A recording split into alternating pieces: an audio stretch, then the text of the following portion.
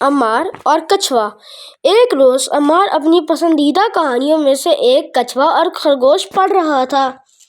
خرگوش پر جو گزری اس پر اسے ہنسی آئی اور کچھوے سے اس نے یہ سب سیکھا کہ اپنے ذہن کو استعمال کرنا کتنا ضروری ہے اور یہ کہ ہوشیاری جسمانی برتری پر فوقیت رکھتی ہے۔ وہ ان باتوں کے بارے میں سوچ رہا تھا کہ اچانک اسے احساس ہوا کہ کتاب کا کچھوا زندہ ہو گیا ہے اور اس کے ساتھ باتیں کرنے لگا ہے۔ کچھوے نے کچھ یوں بات کا آغاز کیا: ہیلو عمار، مجھے خوشی ہوئی یہ دیکھ کر کہ اتنی چھوٹی سی عمر میں بھی تم اتنے ذہین ہو کہ میرے اور خرگوش کے متعلق ایک کہانی پڑھ کر اس سے سبق سیکھ سکتے ہو۔ عمار نے پوچھا، تمہاری عمر کتنی ہے؟ کچھوے نے جواب دیا، میں اتنا کم عمر نہیں ہوں جتنا کہ نظر آتا ہوں، حقیقت میں میری عمر 45 سال ہے۔ کچھوے 60 سال کے لگ بھگ عمر پاتے ہیں اور کچھووں کی ایک قسم ایسی بھی ہے جس کو 179 سال تک ہوتی ہے، اسے ٹٹسودو کہا جاتا ہے۔ تمہارا پسندیدہ موسم کون سا ہے؟ عمار نے دریافت کیا۔ کچھوے نے جواب دیا، گرم موسم ہماری زندگی کے لیے بے حد ضروری ہے۔ ہوا کا درجہ حرارت کے ساتھ ساتھ ہمارے جسم کا درجہ حرارت بھی بدلتا رہتا ہے اور ہوا کے درجہ حرارت سے تھوڑا بہت کم رہتا ہے۔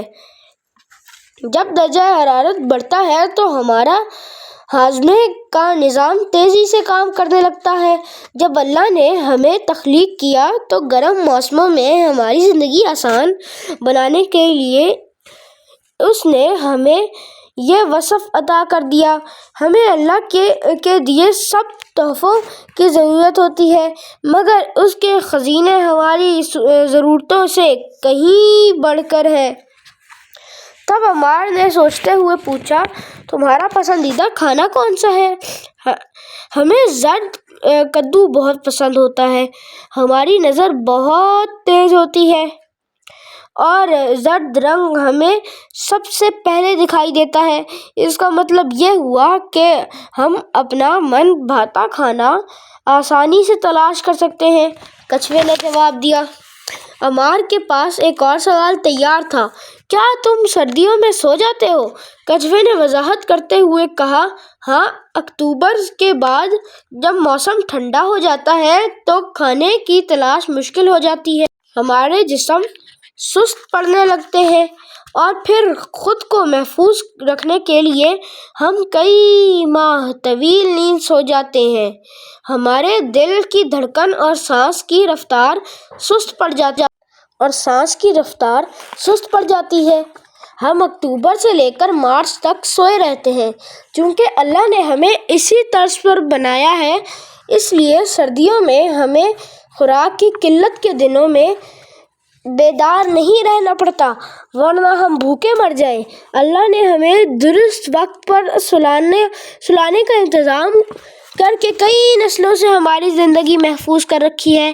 عمار کی ابھی تسلی نہیں ہوئی تھی اس لیے اس نے ایک اور بات پوچھ لی، میں جانتا ہوں کہ تم خشک زمین پر رہتے ہو لیکن میرے خیال میں تم میں سے کچھ پانی میں بھی بسیرا کرتے ہیں، کیا تم مجھے ان کے بارے میں بتا سکتے ہو؟ کچھوا مسکرا کر بولا، تم ٹھیک کہتے ہو عمار، ہم میں میٹھے پانی میں رہنے والے اور سمندری پانی میں رہنے والے کچھوے بھی ہوتے ہیں۔ مثال کے طور پر میں خشکی پر رہتا ہوں، کھیت، نرم مٹی اور انگور کی بیلیں زیادہ پسند کرتا ہوں۔ میٹھے پانی کے کچھوے جنہیں تم مچھلی گھر بنا کر ان میں رکھتے ہو، جھیلوں اور دریاؤں کے کناروں پر رہنا پسند کرتے ہیں۔ سمندری کچھوے گرم پانی کے سمندروں میں رہتے ہیں اور انڈے دینے کے لیے خشکی پر آتے ہیں۔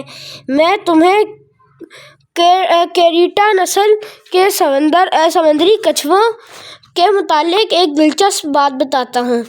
کیریٹا کچھوے انڈے دینے کے لیے گرم ساحلی سمندر پڑ جاتے ہیں، اللہ نے ان انڈوں سے نکلنے والے ننھے ننھے کچھووں کے ذہن میں یہ بات ڈال دیتا ہے کہ وہ سورج کی روشنی میں پانی سے اٹھنے والی چمک کی طرف بھاگیں۔ اس کا مطلب یہ ہے کہ پیدا ہوتے ہی وہ اس مقام کی طرف چلنا شروع کر دیتے ہیں جہاں انہیں اپنی زندگی گزارنا ہوتی ہے۔ ان ننھے ننھے کچھووں کو کیسے پتہ چلتا ہے کہ سمندر ہی ان کے لیے سب سے اچھا بسیرا ہے؟